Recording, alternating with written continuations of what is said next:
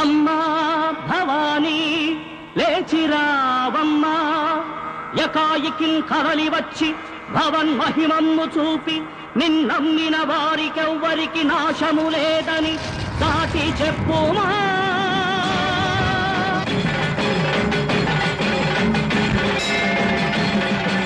చంద్ర నిప్పును మనసు ముద్దగ సల్పకాలు శుభంకరీ,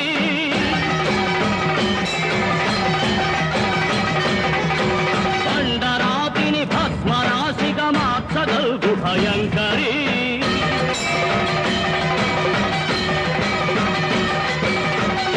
శాసని శత్రునాశని సర్వ సౌఖ్య ప్రదాయని,